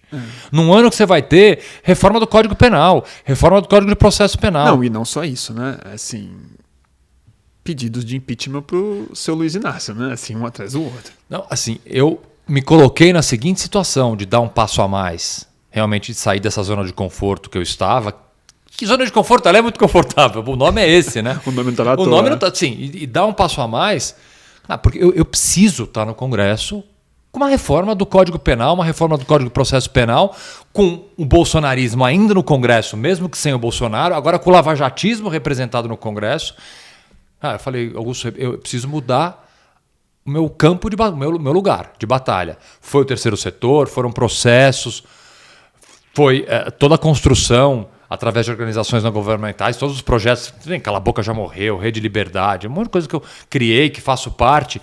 Eu preciso mudar o campo de atuação. E neste momento, para mim, o campo de atuação que eu acho que eu tenho mais a colaborar e onde eu quero estar é no Congresso. Então essa chave vira numa necessidade de contribuir em outro campo agora. Cara. Isso foi o que me levou a tomar essa decisão, com uma decisão dificílima. Sim, dificílima. Imagina, ela família, foi uma... filho pequeno, tudo, cara. né, Foi uma decisão assim, não foi nada foi sem querer. Sim, foi uma decisão muito refletida com a minha família, com a Ana Cláudia, minha companheira, assim, com a minha mãe, com a minha ex-mulher, cara, que é a mãe do Theo, meu filho mais velho. Todo mundo assim participou dessa construção. Com a equipe do meu escritório, claro, com todo mundo, cara. E aí, assim, a hora que eu falei, bom, vamos lá, tem o apoio de vocês, porque, cara, a verdade é assim, é muito foda falar, mas assim, eu não tô vendo meus filhos, cara. Imagina. Eu tô em pré-campanha, tá? Tô em pré-campanha. Eu saio de casa às 7 da manhã, eu chego em casa às 10 da noite, cara. Final de semana, esse final de semana, enfim, ato do Lula. Isso assim, que é pré-campanha, Isso que é pré-campanha, cara. Então, assim, agosto. Eu tenho um filho pequeno, sabe? É muito doído pra mim. É doido, imagina. É muito doído. Mas e eu é muito tive por apoio, isso que cara. a nossa geração não foi também, né? Porque você falou que você foi para as ONGs, para essa iniciativa. E eu sou parte de uma geração que fez essa escolha conscientemente. Assim. Ela meio duvidou de que era possível ir para política, era muito impermeável, a vida partidária era muito ingrata, o muito meu difícil. foi isso total. E todos os ambientalistas fizeram ONGs, todos os advogados ativistas fizeram institutos de defesa e por aí vai. Mas ficou um vácuo, você tem toda a razão. Pois é, cara, não é à toa que a gente tá tendo que ser salvo por um senhor de 76 anos e o outro que era o cria do Franco Montoro, que é o Alckmin, né? Tipo, a Dilma tá com 74 anos. Não, e você pega, quando você fala de renovação, da necessidade de você ter uma renovação. Mas o Haddad é chamado de jovem. Não, Haddad é o jovem político. Não assim, é, jovem é o Boulos, né? Jovem é o Boulos. Jovem é o Boulos, mas assim, jovem é o Boulos e que também não é assim rigorosamente jovem. Tem 42 anos, 43 anos. Não tem menos. Tem menos, não tem 40. Ele não tem 40 O Boulos não ainda? tem 40, não tem 40, não. Que não loucura. Ele é jovem. Tá bom, então ele é jovem. Então é jovem. Ele é jovem. Eu tenho 44, ele é jovem. Porque eu e você estamos grisalhos já, né, tio? Tá bom, eu fica? tô muito. Só agora até outubro, meu amigo. Eu vou estar o Cid Moreira. Não, careca eu não fico, mas vou estar o Cid Moreira. Veja bem. Mas essa coisa de renovação eu acho interessante, porque precisa ter uma renovação. Bom, mas teve renovação em 2018, mas não é essa renovação que a gente quer, né? A renovação em 2022 tem que ser uma renovação. Eu vou voltar a fazer o discurso um pouco comercial aqui, mas, cara, é o que está dentro de mim. Eu não vou ficar aqui mudando o discurso com intenção X ou Y. A renovação que você precisa ter, ainda que seja de partidos diferentes, agora, é de pessoas comprometidas com a democracia, cara. Coisa que você não teve em 2018, né? É verdade. Sim. Então não tem uma adversativa aqui. Eu não vou falar massa.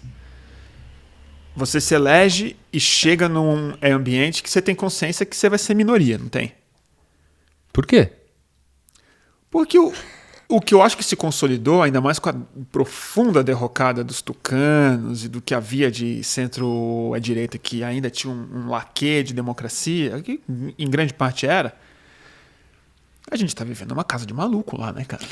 Entendi, tipo assim, eu não estou falando só do lavajatismo e do Bolsonaro, porque assim, o lavajatismo chega, mas ele chega pequeno, com uma força de comunicação forte. Mas, assim, o centrão, os evangélicos fundamentalistas, o ruralismo nefasto, e uma galera que investiu e agora eles estão com as peçonhas na artéria do Estado brasileiro. Eu posso ser, sim, uma minoria, mas assim, eu vou dar trabalho, hein?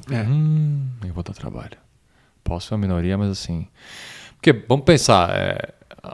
As pautas que eu pretendo trabalhar, e eu não tenho como fugir das pautas que são exatamente as mesmas pautas que há 20 anos eu trabalho, são pautas, para mim, muito urgentes, entendeu? Então, se você tiver ali uma rejeição, uma oposição a pautas de deixar o judiciário mais democrático, mais acessível. E esse é o centro da sua pauta, reformar o judiciário. Com certeza.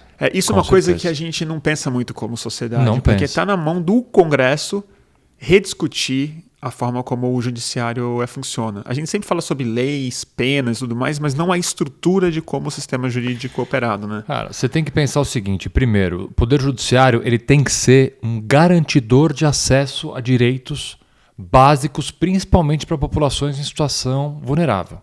O Poder Judiciário ele tem como isso não ser é tão um garantidor para uma bancada alucinada. Não é. É isso que eu acho interessante então, do seu não ponto. Assim, é que são pautas que não são levadas muitas vezes. Mas ela não é uma pauta que ela não tem polariza porque não polariza tanto. Cara, entendo. você colocar a responsabilidade também do judiciário de ser um garantidor de acesso a direitos, a gente tem um problema no Poder Judiciário muito grave, que é o seguinte: só 30% daqueles que precisam acionar o judiciário para uma demanda, de fato acionam. Ou seja, 70% das pessoas que querem e que tem um problema, que precisa ser dirimido pelo judiciário, procuram o judiciário. Por quê? Porque o judiciário é lento, o judiciário é inacessível, o judiciário muitas vezes é caro. Mas, nossa senhora, se todo mundo vai procurar, ferrou de uma vez, né? Mas é isso que a gente precisa mudar. Então essa é a primeira coisa. Você tem que fazer com que o judiciário seja um garantidor de acesso a direitos. Só que para isso você precisa democratizar o acesso ao judiciário, que é uma segunda pauta que eu pretendo trabalhar. Como é que você democratiza o acesso e faz com que essas 70% dessas pessoas que querem acionar o judiciário, de fato, acessem? Você precisa fazer o judiciário mais rápido e mais acessível. Mas primeiro e principalmente mais rápido. As propostas para fazer o judiciário mais rápido sempre passam por cercear direitos e garantias fundamentais. Como assim? Diminuir o número de recursos. Como é que a gente vai fazer o judiciário andar mais rápido? Diminui o número de recursos, porque colocam a culpa nos advogados, na quantidade de recursos. Ok, tem uma outra reforma processual para tirar um recurso ou outro que você pode até discutir, mas não é isso que vai fazer o judiciário andar mais rápido. O que vai fazer o judiciário andar mais rápido é você diminuir o tamanho do número de processos. Aí você fala: Augusto, está contraditória essa tua coisa, porque 30% das pessoas só acionam o judiciário, como é que você quer diminuir o número de processos? Primeiro, quem é o cliente do Poder Judiciário brasileiro? O próprio Estado. Mais de 50% das ações em trâmite no Judiciário é o próprio Estado que aciona o Judiciário. Número 1. E isso pode ser reduzido? Claro que pode ser reduzido. Número 2, prestadoras de serviço. E número 3, bancos. Esses são os 3 principais clientes do Poder Judiciário. Não é o povo. O terceiro é banco. O terceiro é banco. Uau. Não é o povo que precisa ter a sua água ligada, que precisa ter saneamento, que precisa ter luz, que precisa ter internet para fazer a aula para as crianças. Não é esse o cliente do Judiciário. É o próprio Estado, é prestadora de serviço e é banco. Então você precisa criar formas de você fechar a torneirinha de entrada da justiça, porque a justiça é muito grande, não tem como você ter uma justiça rápida com milhares de processos. A gente fala, juiz trabalha pouco. Eu sou crítico a 60 dias de férias para o juiz, mas o juiz trabalha muito, desembargador trabalha muito, ministro do Supremo trabalha muito, ministro do STJ trabalha muito. Você precisa ter menos processo. Você só vai ter menos processo se você investir em formas alternativas de solução de conflito.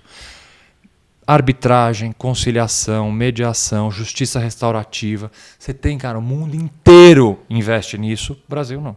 O Brasil não. Então, assim, a partir do momento que a pessoa não isso chega... tem que ser regulamentado ainda? Não, você tem já vários projetos que tentaram, mas nunca é assim a principal bandeira. O CNJ já tentou, você tem experiências interessantes no Rio Grande do Norte, você tem experiências com justiça restaurativa em outros estados. Justiça restaurativa, para a justiça criminal, por exemplo, é fundamental, o que resolveria de problema. Então você tem que começar, inclusive isso é bom para advogado, porque você abre um campo novo de advocacia, você tem que garantir que essas formas alternativas de solucionar conflito tenham a presença do advogado. Então você abre um campo de trabalho novo para o advogado também. Então, sim, o ponto número 2 é esse, se tornar a justiça mais rápida e mais acessível para quem precisa, para você poder garantir direitos.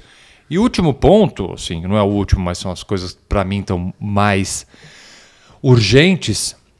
Você precisa ter uma justiça criminal que, sim, seja dura com o crime que precisa de uma punição e precisa de uma investigação e precisa, sim, de uma justiça penal para controlar o avanço e para punir, mas, ao mesmo tempo, seja eficaz e eficiente em outros crimes. E eu não, assim, e aí falando disso, não dá para você falar de lei de droga, cara. A lei de droga brasileira ela precisa de uma reforma urgente. Isso para mim. Urgente. Urgente. Porque você volta lá para prioridade zero. Prioridade zero. Prioridade zero para mim. É uma revolução no Brasil. 30% da população carcerária brasileira está presa por crimes relacionados à lei de drogas. Em alguns estados, pega São Paulo. E sem violência associada. 60% das mulheres presas no estado de São Paulo estão presas por crimes relacionados à lei de drogas. 38% dos homens. 60% das mulheres. 60% das mulheres no estado de São Paulo estão presas por crime relacionado à lei de drogas. E você vai pegar os casos concretos, muitas vezes são aqueles casos típicos, usuário confundido com traficante, tráfico de pequena quantidade, mulheres levando droga para seus companheiros dentro de presídio. Sim, são casos que necessariamente precisavam de prisão. Olha o resto do mundo inteiro. Ninguém mais adota este tipo de punição para casos como esse. Só a gente. E não é pouca coisa. 30% da população carcerária do Brasil. Olha a revolução que a gente faria se a gente começasse a mudar. Uma coisa assim, ela é simples, mas ela seria tão revolucionária. Vamos colocar na lei a distinção objetiva do que é tráfico, do que é porte para consumo, com quantidade. O mundo inteiro faz isso, por que a gente não faz? Cara, Portugal, Uruguai, Estados Unidos, vários países da Europa tá lá na lei. Tá, mas você acha que a gente precisa fazer isso agora? Pelo menos, Bruno. Você pega lá, entra no YouTube, coloca descriminaliza STF, vai ver minha sustentação oral no Supremo. Eu vi. 2016, cara. Eu vi. 2016. Que ano a gente tá? 2022. Eu tô desde 2016 brigando, por exemplo, por inconstitucionalidade do artigo 28, que portar droga para consumo não seja crime. Então, assim, precisa. Foi naquela sustentação que o Teori ele pediu vistas, não foi? Foi. Tá parado até hoje. Na mão do seu Alexandre, né? Tá parado até hoje. E vai parar de novo na mão do Nunes Marques. Vai tá parado até hoje. Então não pode ser o STF que vai resolver isso, né? Não, mas se você você pegar minha sustentação fala justamente isso. Olha, havia uma crítica na época de que o STF não poderia falar. E eu sustento isso. O STF precisa começar a falar para que no Congresso a gente faça uma discussão mais ampla. Claro. Cara, essa discussão eu fiz há 6 anos atrás. Eu preciso fazer isso no Congresso, cara. Eu preciso, assim, essa lei de drogas, ela precisa mudar urgentemente, porque o impacto que vai ter na segurança pública, no sistema penitenciário, no sistema judicial. Vamos pensar assim, para mim tem um caso, cara, que assim a renda das famílias, né? Tá tudo. Tem um que caso impacta na tem um vida caso real, para mim. Uma coisa que ninguém tem um caso para mim que é tão simbólico. Uma mulher foi condenada, estava presa, foi condenada a 6 anos e 9 meses de cadeia por tráfico de 1 grama de maconha. 1 grama de maconha. 7 anos de cana. 6 anos e 9 meses, vai. Vamos falar, não vamos arredondar. 6 anos e 9 meses. Sabe quem soltou essa mulher? O Gilmar Mendes no Supremo, tá? Só que... Você fala desse caso, o tanto de gente que passou nessa linha. Cara, antes disso, bicho, Supremo, esse caso passou por 60 pessoas. O Gilmar tem que jogar 1 grama de maconha. Você consegue imaginar o que esse caso atravancou pauta de todo mundo? Atravancou pauta de uma delegacia de primeira instância, um juiz de primeira instância, um promotor. Não, o que isso custou para o Estado brasileiro? Custou milhares de reais. Parou o STJ. O STJ teve que julgar. O Gilmar teve que resolver isso. Aí chegou, como é que um caso desse chega no Supremo, cara? Não pode chegar. Esse caso tinha que ser resolvido na delegacia. Ali, na delegacia do bairro. Nem isso. Pelo né? PM, sei lá, nem isso. Né? Cara. Não leva mulher. Então, cara, assim. Não, assim, é o fim da picada. É o fim da picada. Negra, né? Imagino. Precisa ter uma reforma urgente. Não, eu poderia propor reformas, assim, você vai ter, como eu te falei, discussão do Código Penal, reforma do Código Penal, Código de Processo, vão ter várias discussões importantes que vão ser travadas no ano que vem. Mas para mim, discutir a lei de drogas brasileira é peça fundamental. Uma coisa. Tem uma clareza em relação a isso do seu partido? Ou você vai levantar essa bandeira lá no Congresso e você fala isso com seus correligionários ali? Bruno, nunca me fizeram essa pergunta, eu vou te responder de forma bem objetiva. Não faço a menor ideia se tem, mas assim, eu não preciso ter a aprovação do meu partido para... Não, eu não estou poder... perguntando sobre a aprovação do seu partido. Sei, imagina. Não sei. O que eu quero te perguntar é o seguinte, o que você sente no seu convívio intenso hoje? Sinto que teria total. Com a classe política que você se relaciona. No PSB, vou te dar um exemplo. O Caio França, por exemplo, deputado estadual, tem uma das bandeiras dele a aprovação de cannabis medicinal. Então, assim, um cara que obviamente... Sim, tem nomes, com certeza. Não, mas eu não digo nem no seu partido, porque eu acho que a sua figura é interessante, eu acompanhei um pouco o seu processo. Você tem uma característica também um pouco rara nos novatos, eu acho, de quem está se candidatando, que você tem um trânsito muito amplo em vários partidos. Sim. Você fala com o PT, você fala com o PSOL, fala com o PV, fala com o Tucano, fala com o ex-Tucano e está no PSB agora. Fala com o Kassab, fala com o Alckmin e tudo mais. Então isso eu acho que já te bota numa posição muito interessante como alguém que tem capacidade de realmente produzir no Congresso Nacional.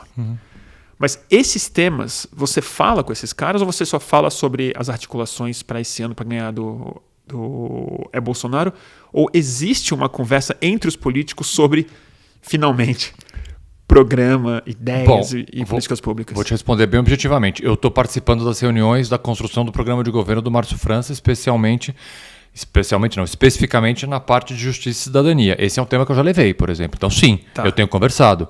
Como conversei sobre a questão, por exemplo, da Câmara na farda dos PMs, que o Márcio França deu uma declaração contrária, eu fui me manifestar favoravelmente, levei dados, levei uma série de informações para sustentar porque eu considero, sim, o uso de câmeras uma coisa extremamente essencial. Então, a discussão é bem aberta, bem plural, levo e volto a te dizer, levarei essa pauta porque ela para mim é tão essencial. E sabe o que eu acho que eu aqui vou fazer um autoelogio, vai? Sabe? Não, desculpe, mas você é candidato. Não é por causa disso, é porque eu acho que fica fácil. Para mim é tão óbvio isso que eu acho que sinceramente falta gente que explique de forma simples, entendeu? Eu também acho isso. De forma simples, eu não quero entrar ainda numa pauta de descriminalização, de legalização, mas pelo menos alguma coisa a gente tem que fazer. A hora que você mostra números para alguém, cara, eu fiz isso 20 anos, assim, mostrando 60% das mulheres em São Paulo estão presas por isso, cara. Tá errado. A lei tá errada. Não faz sentido. A gente precisa mudar. A gente precisa mudar essa lei. E assim, eu não é que eu vou mudar essa lei nossa audiência, radicalmente, falando, não, quero a descriminalização, porque esse eu sei que é um tema dificílimo. Radical nada, tudo bem. Mas assim, pelo menos, vamos fazer uma coisa que o mundo inteiro faz. Coloca na lei a quantidade, cara. E vamos consertar a lei de drogas de 2006, que foi uma obra péssima do PT. Um projeto que veio do executivo, né? Se eu não me engano. Projeto muito errado. Que foi exatamente isso. Vamos lembrar que o Pedro Abramovay é um cara incrível, né? Incrível, foi mandado embora por uma fala correta. Você sabe que a minha carreira de transmissão é ao vivo? Ela meio começou no dia que ele foi despedido. Então, cara, sem assumir, porque eu quis entrevistar ele em algum lugar e chamei ele para fazer uma live comigo em 2011. Foi quando... Pouco antes dele assumir, ele já foi despedido. Absolutamente acertada. Mas a Dilma viajou, né? Naquela época, aquele projeto depois... Teve uma conferência incrível em 2013, que era o Ministério da Saúde junto com Fiocruz, a Justiça, produziram um congresso gigantesco e um documento no final recomendando uma política de drogas nova no país. Com, assim, amplo espectro. Tava todo mundo, cara. Todo mundo. E eu lembro que só para você entender, assim, o resumo da ópera. A Dilma barrou esse projeto, coisa mais sólida que já tinha sido feita. Em 13 isso. Teve uma coluna rasgando seda para Gleisi Hoffmann, que tinha ouvido o sábio deputado Osmar Terra, explicado para a Dilma Rousseff, a voz da razão, assinado por Reinaldo Azevedo, de todas as pessoas. Eu lembro que eu fiquei muito indignado. Nossa Senhora. E o Reinaldo Azevedo, nessa época, eu lembro que ele comemorou a repressão policial da Marcha da Maconha, que eu tava. Apanhamos, respiramos gás lacrimogêneo. Ele comentou falando que as bombas de gás eram poemas democráticos, porque estavam impedindo que crimes fossem cometidos na Paulista como apologia ao uso de maconha. Cara, a decisão do Supremo 2011. na Marcha da Maconha é uma das decisões mais bonitas que tratam do tema de liberdade de expressão. Foi por causa daquela marcha de 2011. Cara, eu tava lá. É um livro, cara. É um livro sobre liberdade de expressão. Os votos são muito bons. Eu tava lá. É uma doideira. Bom, Augusto, muita coisa pra fazer, hein? Pô, tem bastante. Ainda bem, né? eu sou muito animado. E eu acho que você vai ter estômago lá.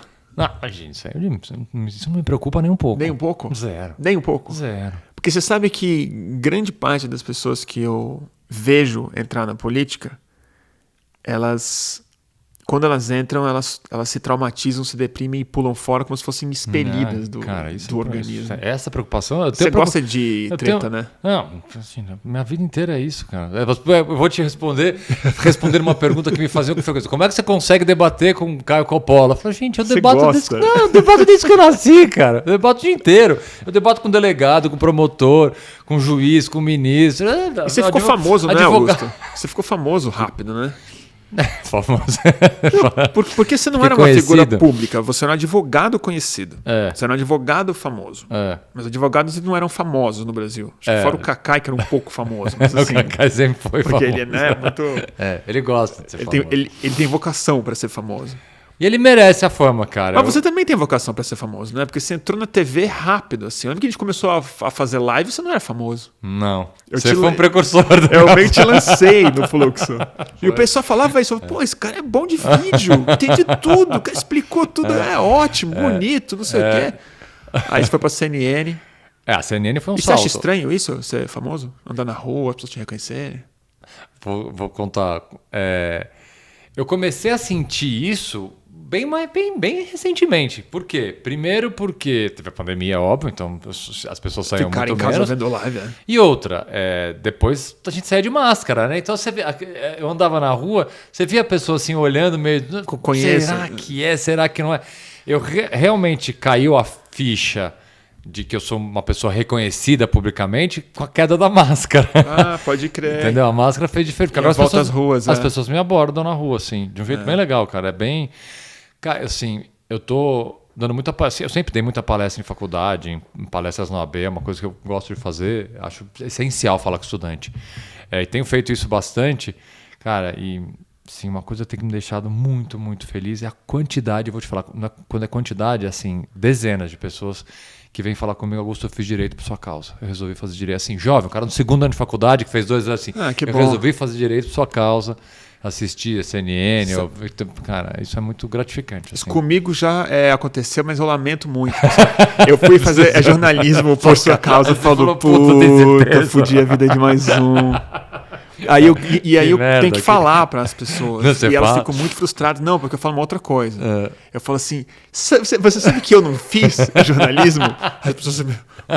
Não, mas não solta essa. Deixa a pessoa dormir feliz. Né? Não, mas é que eu me lembro de uma bem específica, que eu fui palestrar numa faculdade de jornalismo. E tem um monte de jornalistas me adoravam, meu trabalho e tal.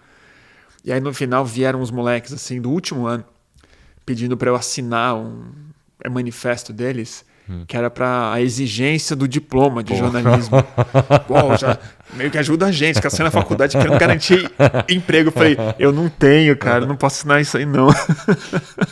Desculpe aí. Ficaram meio branco, assim. Né? Mas são 2 coisas que eu gosto muito de ouvir. Que no grande debate eu ouvia não com frequência, mas quando eu ouvia me deixava feliz. Augusto, eu não penso igual a você. Na verdade, eu não concordo com quase nada que você fala, mas, pô, esse tema que você falou, eu vou parar para estudar, vou ouvir melhor. Pô, você não me convenceu, mas eu achei... Cara, porque as pessoas ficam nessa completa paranoia de que debate é vencer, né? É lacrar. Isso, né? Debate às vezes eu ouvi, porra. E mais do que ouvir, se convencer do contrário. É difícil. Assim, debater com o Coppola também, né? Bicho, é complicado. Mas assim, esse feedback mesmo do cara, fala, porra, eu não concordo muito com você, mas esse tema eu vou estudar melhor. Pô, você me convenceu. Isso é uma coisa que eu gostava muito de ouvir, cara, porque entre o xingamento e isso, pô, tem assim, você produziu uma reflexão de alguém que não pensa como você. Assim, pô, deu certo, sabe? Eu achava muito bacana isso. E agora essa, cara. Pô, resolvi fazer direito por sua causa. Isso fica... Não joga esse balde de água fria que você joga nas pessoas. Não, mas é porque o direito tem futuro e presente, vocês ganham direito, não sei o quê, vocês cobram por hora. Cobro nada, eu não cobro por hora. Né? Eu sei. Não, você cobra por hora é de quem pode pagar, né? Mas assim, agora se você é deputado, se tudo der certo. Agora, no jornalismo é mais difícil defender. Fala assim, amigo, boa sorte. Vamos lá. Bom. Olha o estado da profissão, Augusto. Aliás, você acompanhou o Rubens Valente? Tá vendo o que tá acontecendo com ele? Tô vendo. Que absurdo isso, hein? É uma sentença... E eu fiquei mais impressionado com a condenação Mas agora, na verdade, esse aumento do valor, né, é porque pede para que ele seja devedor solidário da editora. Cara, isso para mim realmente me chocou bastante, cara. É um negócio bem chocante, cara. É um negócio bem chocante. Muito estranho.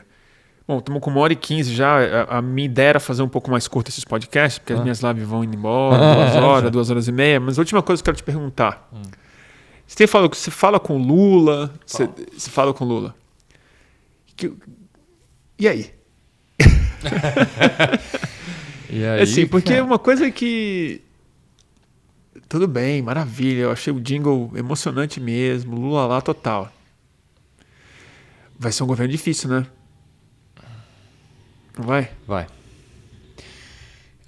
De que maneira que vocês estão pensando? A gente vai demorar... Vai precisar de uma coalizão. A gente vai demorar anos para se recuperar do bolsonarismo, né? Anos. Não, isso tenho certeza. Tudo. Isso eu tenho certeza, porque assim, a demolição que esse cara fez, em algumas medidas, acho que em grande medida, acho que é meio irreversível.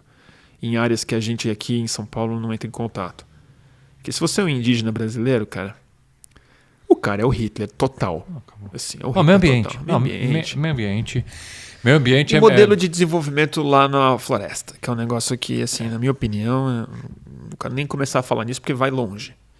Mas vai precisar de uma coalizão, de um certo a grande acordo nacional, para citar o Jucá, que não sei se está sendo feito, né? Vai precisar de bem mais que Alckmin, né, para isso ser feito. Mas o Alckmin é um primeiro passo, né? O Alckmin é um grande passo. O Alckmin é um grande primeiro passo, porque tem as críticas que algumas pessoas ainda mantêm fazer, mas assim, o momento, volto a dizer, ele é muito pragmático, né? Sim. É diferente a candidatura com o Alckmin, sim. Diminui a rejeição, sim. O Alckmin tem voto. Acho sim.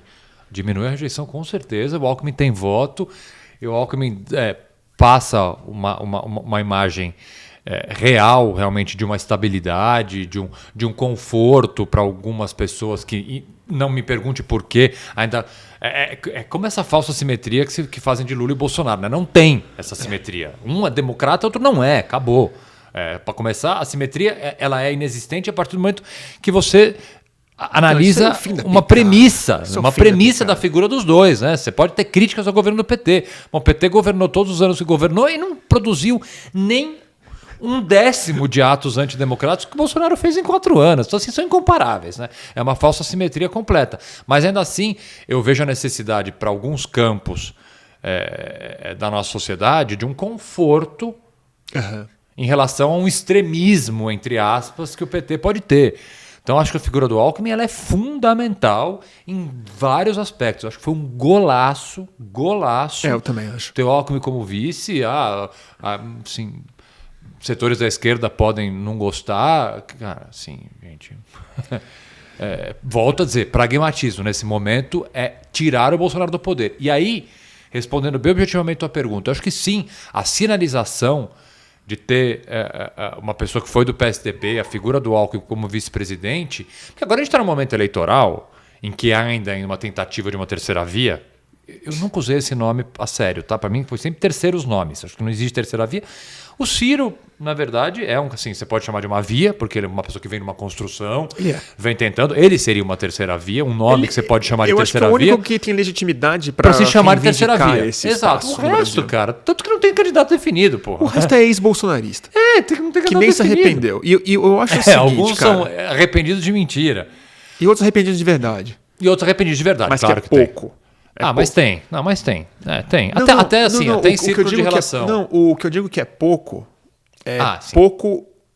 eu tô falando que é menos que o suficiente para você pleitear um cargo da presidência da República. Não, concordo com você. Mas... Fica 2 eleições de castigo pra gente voltar a confiar no seu juízo político. Porque o cara que vota no Bolsonaro, ele não tem muito juízo para ser presidente da República. Isso que eu quero dizer. Para ser eleitor, claro, se arrependa e volta. Sim. Agora, sim, você tá com Bolsonaro no peito e quer ser presidente em 2022? É dureza.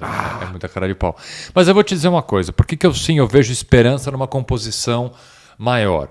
Porque esses partidos e essas lideranças políticas que foram bolsonaristas no momento, agora se arrependeram legitimamente ou não devem se manter aliados de um bolsonarismo que vai restar no Congresso ainda. E com a certeza. necessidade de reconstrução do Brasil, para mim essa palavra é a palavra-chave dos próximos 4 anos, é reconstrução. A gente precisa reconstruir desde a economia, desde a educação, saúde, pô, assim, reconstruir, a gente estava antes de começar aqui comentando da bandeira do Brasil, até reconstruir uma questão de orgulho mesmo, saca? Reconstruir a camisa da seleção brasileira. Reconstruir isso, assim, cara, assim, você não sai, você olha uma bandeira do Brasil hoje em dia e você vê um bolsonarista, cara, isso é revoltante, cara. É revoltante. Os caras roubaram a nossa bandeira, bicho. Não pode isso, entendeu? Não pode. Eu quero ter orgulho, não que eu seja ufanista, sair com bandeira, mas assim, eu quero poder, se quiser, sair com a bandeira do meu país ou com a camisa da seleção e não ser taxado acertadamente de Bolsonaro. Então, assim, é um momento de reconstrução completa. Então, eu quero crer, eu tenho esperança de que essa frente ampla, que ela vai se formar no segundo turno, se tiver segundo turno, ela vai ser uma sustentação importante de uma reconstrução do país, que as pessoas precisam perceber. Cara, você tem quadros dentro do PSDB que são quadros que conseguem pensar numa reconstrução. Tem vários partidos na rede, vários outros partidos. Você tem lideranças que estão pensando na necessária reconstrução, porque a gente tem 20 milhões de pessoas passando fome, Bruno, saca? Não dá. Cara, olha aqui onde a gente mora, bicho. Assim, pessoas em situação de rua. Toda semana são 10, 15 famílias na rua, assim, é insustentável. Essas pessoas têm que olhar um pouco e falar, gente, a gente precisa reconstruir o Brasil, precisa reconstruir. Então eu, sinceramente mesmo, acredito sim que vai haver uma união, ainda que você tenha um centrão fisiológico, ainda que você tenha tudo que você sempre teve. Mas eu acredito numa possibilidade de reconstrução e base dessa reconstrução é uma frente mais ampla de apoio e de movimento para essa reconstrução. Eu tô confiante. Que bom que você está confiante, Augusto. Tô mesmo, cara. Tô mesmo. Sabe que eu sou contaminado com pessimismo? Eu vou te deixar mais animado. Não, você me deixou um pouco mais animado e eu te confesso que eu gostei de ontem do evento, não tanto pela forma e gritaria no microfone, coisa que eu sempre falo que não dá mais para fazer, mas sei lá, esquerda, o pessoal é pegada ali. Mas não só o jingle, que eu achei acertado, achei que a Janja mandou bem ali. Bonito. Mas aquela outra campanha dos 2 Brasis, qual Brasil você quer, eu acho ela muito acertada por uma coisa. Ela comprou a polarização. Ela falou, vocês querem falar de extremo? Vocês querem polarizar? Então vamos polarizar. Vamos polarizar. Tem esse extremo e tem esse aqui, ó. Entendeu? Tem matar e tem salvar. São 2 extremos, são mesmo. Tá um em cada ponta. E o que fica complicado para uma terceira via, que não é o caso do Ciro Gomes, porque o Ciro Gomes não faz esse argumento de meio de campo. Ele não chama de 2 extremos. Ele fala que são 2 corruptos, que são 2 projetos falidos e tal, que tá erradíssimo. Mas enfim, isso é outro assunto.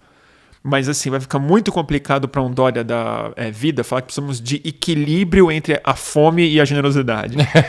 Precisamos achar um lugar do meio entre preservar o meio ambiente e matar 600 mil pessoas. Então acho que eles acharam um veio certo para tocar essa campanha. Tomara, também acho. Augusto, mais alguma coisa? É isso, bicho.